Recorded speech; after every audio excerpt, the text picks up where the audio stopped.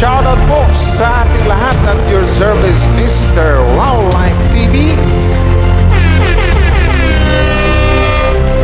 Please do support and subscribe. Walang iba po ang ama ng Kalingap, Kuya Val Santos Matubang, Boss Kalinga Prav, at ating Ina Vlogs. At please do support sa lahat po ng mga Kalingap charity vloggers or Kalingap partners. Once again, at your service, Mr. Wildlife TV, your Mr. Goodbye.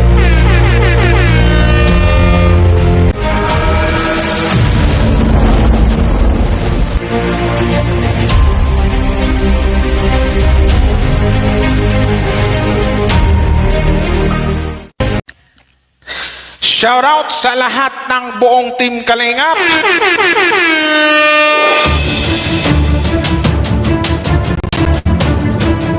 So hello guys, no? Shoutout po sa inyong lahat. Pero bago tayo magsimula guys, wag natin kalimutan kasi ito na yung ano natin eh. Tika lang guys.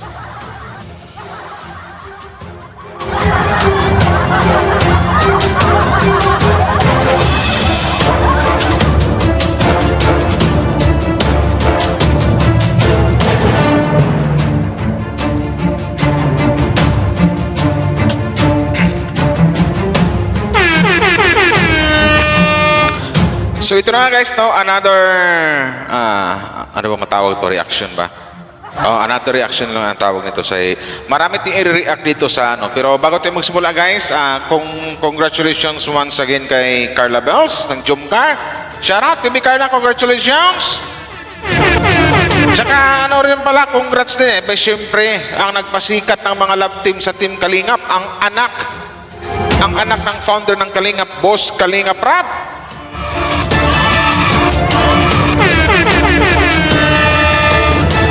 So yun na guys, pero bago tayo magsimula guys, no, suportahan po natin ang buong Team Kalingap sa panguna po ni Kuya Val Santos Matubang at Ina Vlogs and Boss Kalinga Prab. And don't forget to support sa lahat ng mga Kalingap charity vloggers or Kalinga partners. So by siguro may magre-react din ako ng mga charity vloggers. So nihintay ko na lang yung ibigay sa akin ng karipa kung sino yung i-react ko. So ito na. Alam ko naman ang buong Team Kalingap ngayon, masayang masaya, tuwang-tuwa sa galak sa mga nalaman ngayon na isa sa mga, which is sa Pinoy history, may love shoutout po sa inyo. Kasi hindi lang si Carla po nakatanggap. Si Carla kasi pang-pito, di ba? Pang-pito na most beautiful vloggers or admired vloggers. So dito naman, nakita ko din, wow! Walang iba. Ang ating boss Kalinga Prab, most admired vlogger of the year. Take note, pang number 2. Congratulations, Boss Kalinga Prab. Actually, si Kalinga Prab na-meet ko na to. Ito yung pinakagwapo sa lahat na nakita ko eh. Ang buong Team Kalingap. Artistahin talaga to. Ito yung pinakagwapo. Pang number 2 ang isang Boss Kalinga Prab dito sa most admired vlogger of the year. So yun na nga guys, no? Congratulations at maraming nag-celebrate ngayon, maraming natuwa ng buong Team Kalingap na ganito po. May nalaman tayong mga si Carla pang top 7 sa most admired vlogger, si Boss Kalinga Prab naman dito sa mga lalaki, siya yung most admired vlogger. Take note ulit, pang number 2. Mas gwapo pa nga siya sa number 1 eh. Yeah, joke lang. Baka mabash tayo. So ito na guys, habang tayo ay masaya, wait lang, higop lang ako ng kape.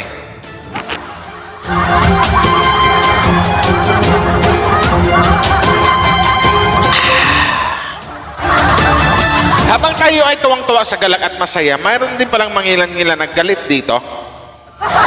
Actually, na-content ko na to one time. Ang pangalan niya, Ernesto Avon Toledo. Yan. Nang babasa sa buong Kalingap.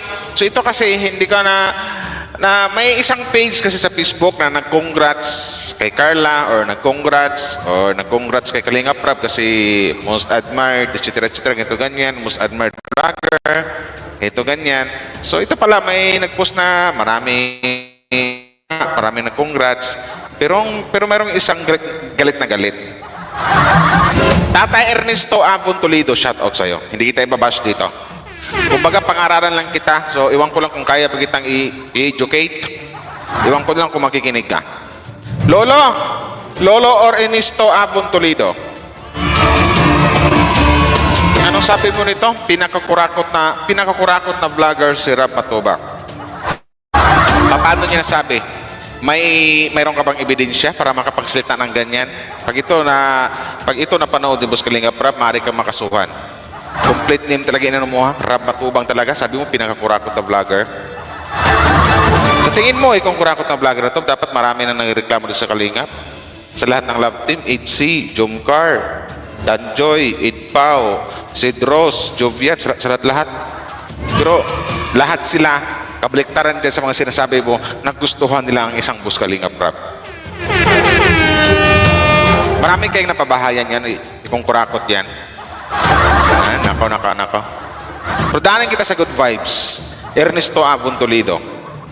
Sana makinig ka ha, mahimasmasan ka. Simple lang kung tumira, pero milyon. Ay, anak ng tipaklong talaga, Lolo Ernesto Toledo. Sikat kasi ang Kalingap. Pag sinabing Kalingap, unang sikat dyan, wala na ang isip ng mga tao dyan, ang nangunguna dyan, Val Santos Matubang at Kalingap Rab. Sikat, milyon subscribers. Maraming nagmamahal. Trending yung mga upload ni Boss Kalinga Prab karamihan. Lalong-lalo na yung sa tatlong mga kapatid na hindi nakikipag-usap sa ibang tao. Million views yun. Halos lahat ng upload ni Boss Kalinga Prab trending. Tapos sabihin mo ito kurakot. Kung kumita man siya ng milyon, wala ka doon anong paki mo. Nang dahil yan sa tiyaga, nang dahil sa sipag ng isang Boss Kalinga Prab.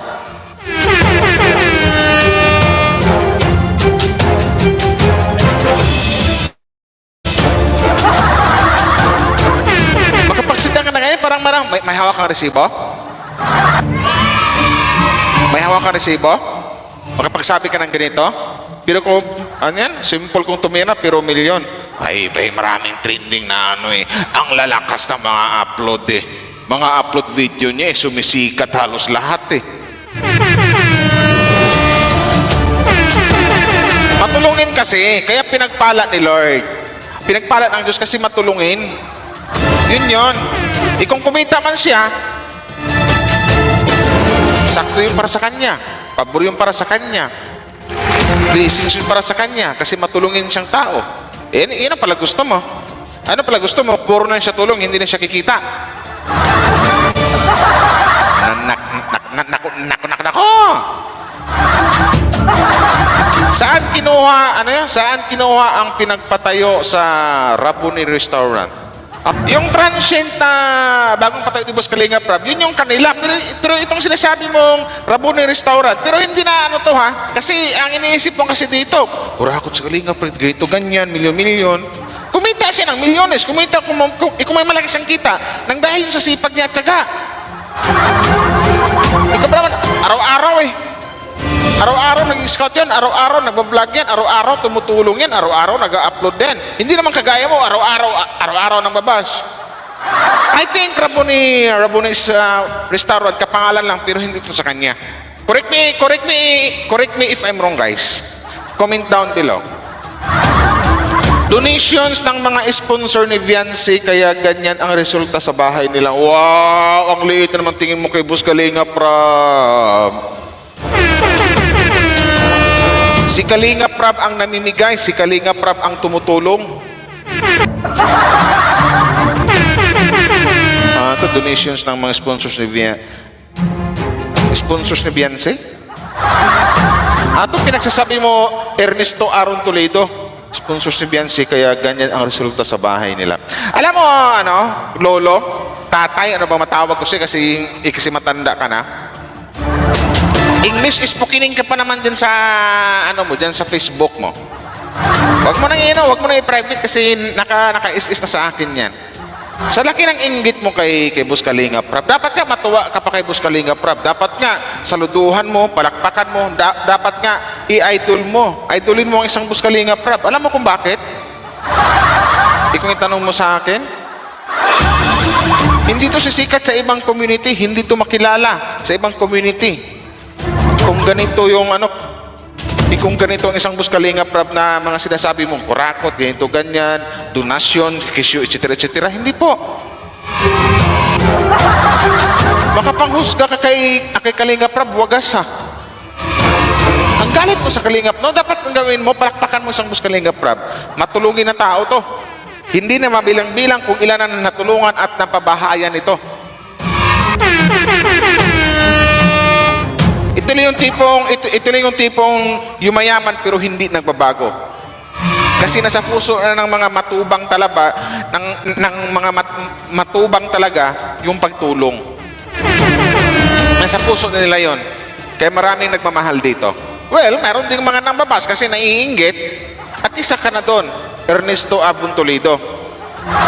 Ang daming negative comments pero didma lang sirap. Anong negative comments? Alam mo naman kung sino yung nagbibigay ng mga negatibong komento, yung mga taong galit sa Kalingap. Yung mga nangbabash. Na hindi nila matanggap na ganito na kasikat ang Kalingap. Luzon, Visayas, Mindanao, umabot na ng Hong Kong eh. Hindi ko lang kung ano bang nagawa ng Kalingap. Bakit galit na galit kayo or bakit galit na galit ka? Isa lang naman ang adhikain ng Kalingap, ang makatulong sa mga taong nangangailangan ng tulong. Bakit nangagalit ka? Naalam mo ba yung kinita ni Boss Kalinga Prab dito sa pagsikat ng mga love team, ang kalahati ito, tinulong din niya doon sa mga tao, doon sa kanyang mga beneficiary.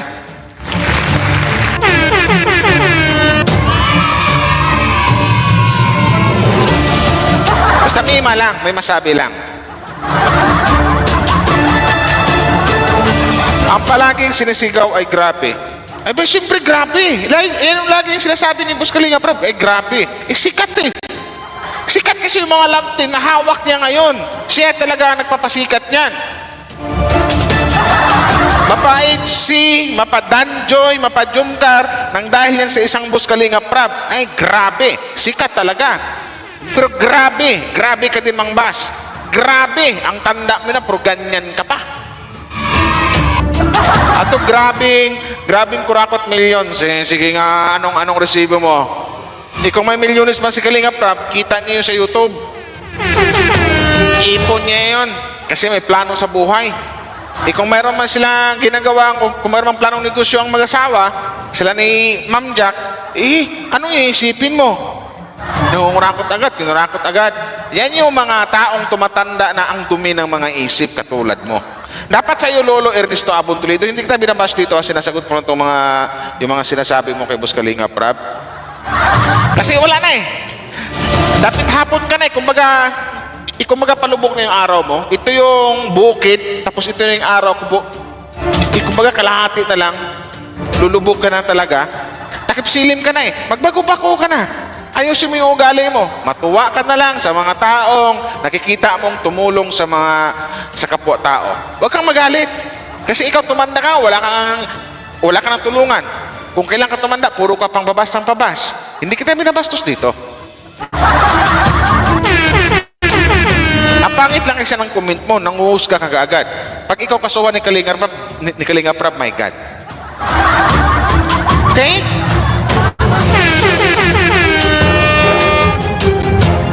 Nako.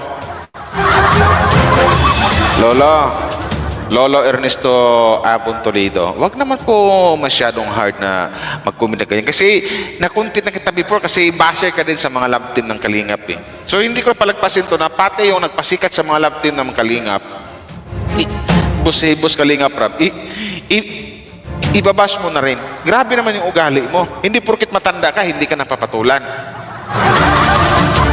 Kung kailan ka tumanda, nagkaroon ka ng walang respeto, so paano ka respetuhin ng ibang tao? Kung kailan ka tumanda, saka ka nagiging demonyo yung ugali mo, nagiging balasubas ka, hindi ka ba Hindi ka ba nadisiplina ng magulang mo nung medyo bata-bata ka pa? Kasi ngayong tumanda ka, parang, my God! Makahusga ka kay Boss Kalinga Prab. Wala namang ginawang iba yung tao ang tumulong, mag-scout araw-araw, tumulong araw-araw. Diba? Kung doon ka nagagalit sa mga love team, kung bakit sumikat yung mga love team, huwag ka mag-alala kasi ang kita ni Boss Kalinga, ni Kalinga Prab doon, ang kalahati nung tinutulong niya sa kanyang mga beneficiary. Ang dami niyang scholar, ang dami niyang pinapaaral. At hindi basta-basta bahay yung pinapagawa niya. Solidong bahay talaga. Oh, like dancing no? Napakaganda ng bahay, ang laki. Tapos kung makapag-usos, kung may most, ano yun si Boss Kalinga Prab, most admired vlogger of the year. Ikaw naman siguro, Ernesto, ikaw yung most, basher ka eh. Basher,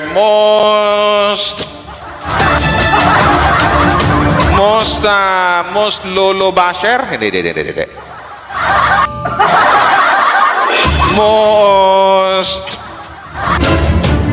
Most demonyo basher? Hindi. Basta lolo. Hindi kita babastusin dito.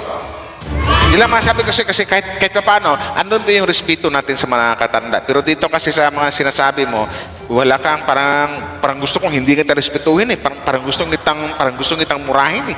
Pero hindi ko lang magawa-gawa kasi marespeto ako at hindi naman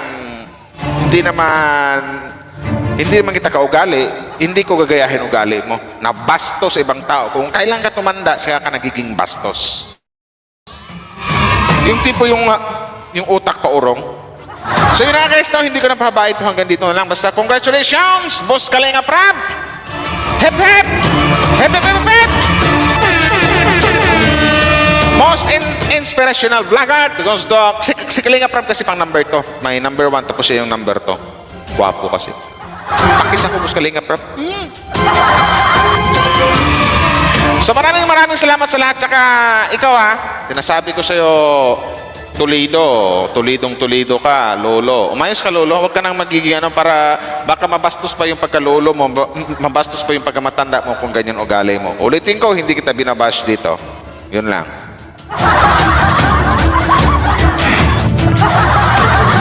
Lolo, magkaroon pa ako ng kasalanan sa Kayos ka. Most admired vlogger. Pang number 2 of the year, Kalinga Prab, tapos ganyan lang yung mga sabihin mo. Ikaw yung number 1 na most grandfather basher. Gatay. So yun na guys, hanggang dito na lang. Congrats, Boss Kalinga Prab and Carla Bells of Jumcar, si Carla Bells. Congratulations and Boss Kalinga Prab. Shoutout po sa lahat. Maraming salamat sa mga nag-like and share.